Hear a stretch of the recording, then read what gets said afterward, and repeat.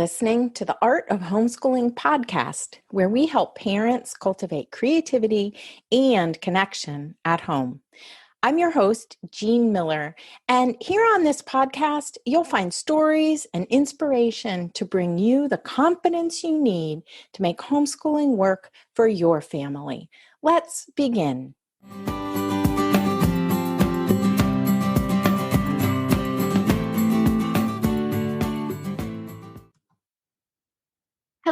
Hello.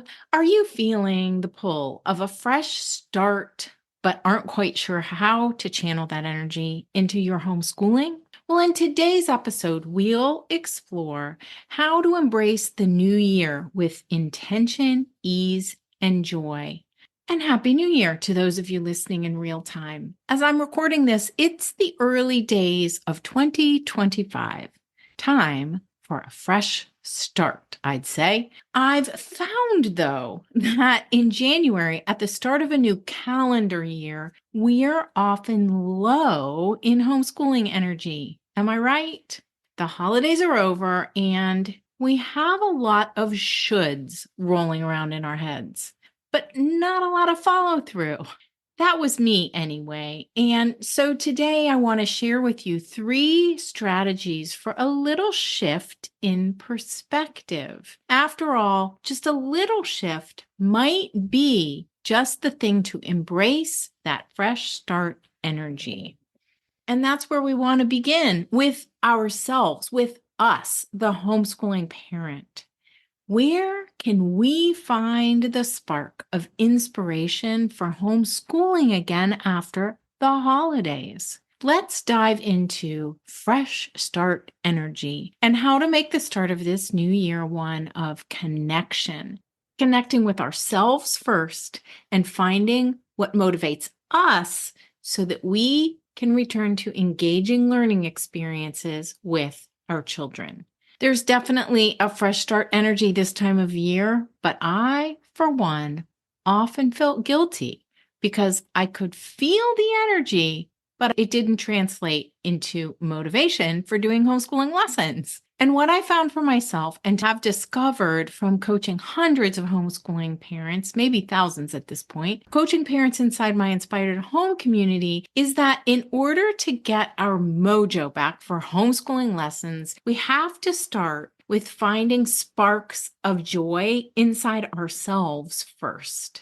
That's why every year inside the Inspired at Home community, our focus is a masterclass called Gathering the Light.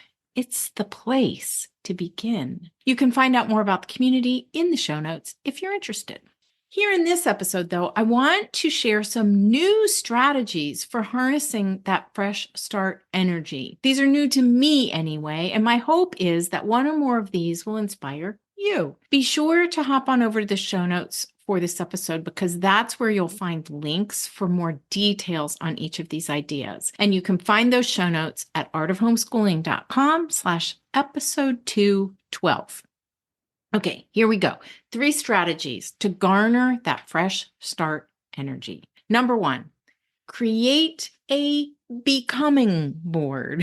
Recently, I saw a post from Karen Norden, a coach in mindset and behavior change, where she talked about creating a becoming board rather than a vision board. I don't know about you, but I've made many a vision board in the past, hung it on the wall or near my desk somewhere, and then kind of forgotten about it.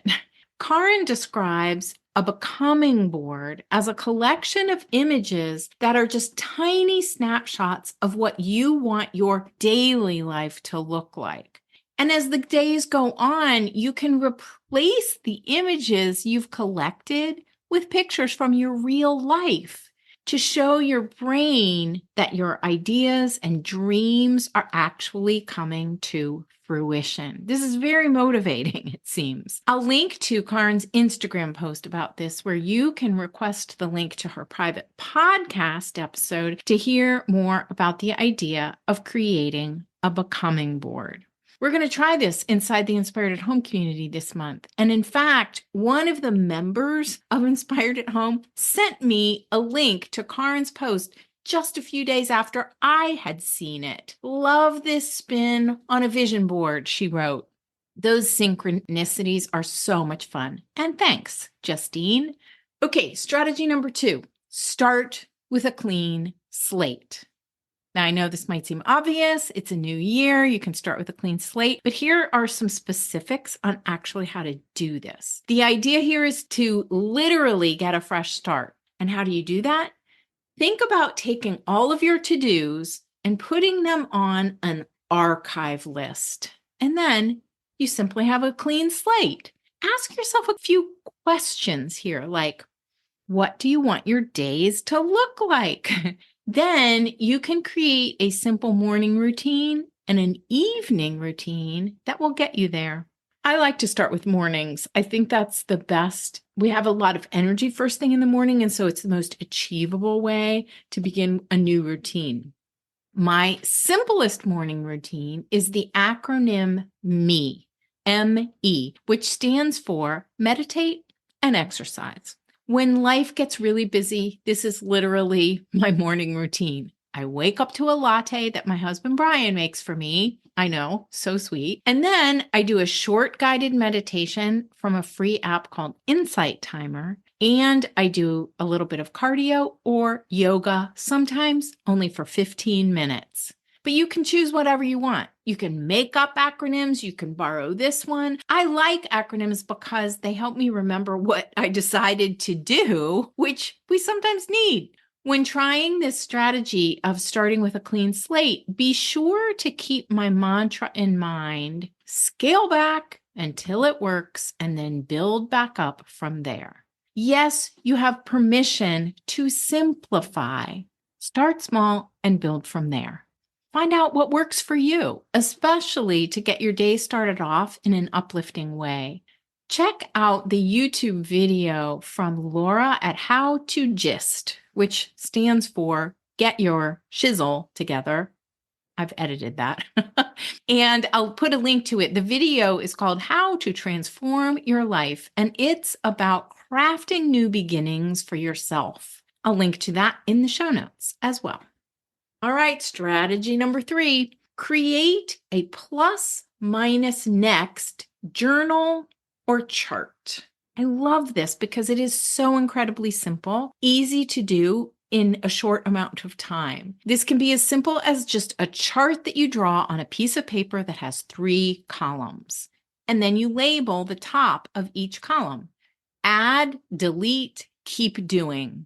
Or, as Anne Laurie at Nest Labs describes, label the columns plus, minus, and next, represented by a plus sign, a minus sign, and an arrow pointing forward. You can then give yourself 10 minutes or so to just jot down ideas for things that you want to, first of all, start doing this month, this year, this week, however you want to look at it. And then the next column, the second column, is things you want to stop doing. And the last column is things you want to keep doing or move forward. You might begin this process by asking yourself a few questions like, how did my year go if you're looking at the year as a whole? How did last year go for me? What do I want to start doing in the new year? What do I want to let go of? And what do I want to keep doing or move forward with?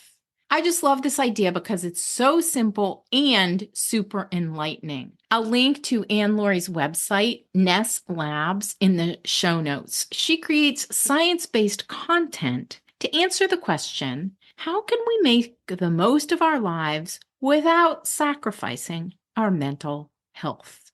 I love that question. And she has a new book coming out in March that looks wonderful called Tiny Experiments, How to Live Freely in a Goal-Obsessed World. I've already pre-ordered it, and I'm really looking forward to reading this book. Here's a wonderful quote from the first chapter of the book. Here we go. Quote, uncertainty has so much to teach us. By having the courage to leave the shore, we trade the illusion of control for the possibility of discovery. Rather than resisting uncertainty, we befriend it.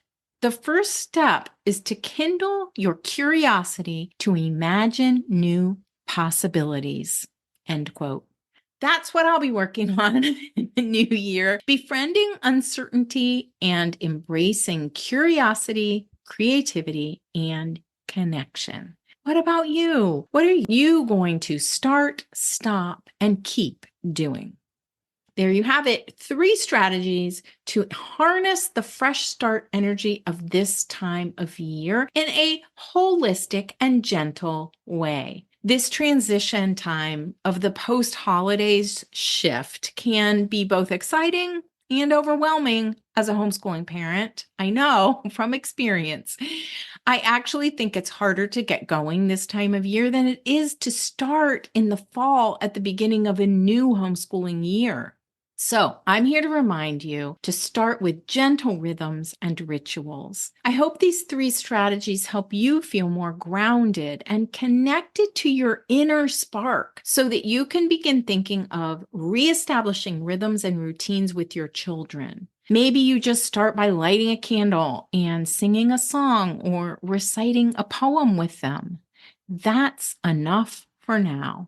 Small steps can create a sense of accomplishment without adding pressure. I often refer to this as layering in. And if you're interested to hear more about this, check out episode 167 here on the podcast called Layering in the Learning.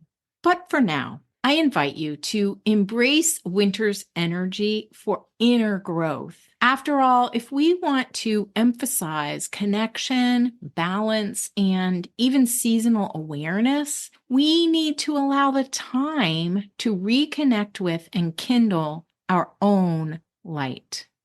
Thank you so much for being here today. You'll find the show notes for this episode at artofhomeschooling.com/episode 212. And if you want to join me in a wonderfully warm and welcoming community of homeschoolers, we'd love to see you inside Inspired at Home. Bye for now. That's all for today, my friend. But here's what I want you to remember. Rather than perfection, let's focus on connection. Thanks so much for listening, and I'll see you on the next episode of the Art of Homeschooling podcast.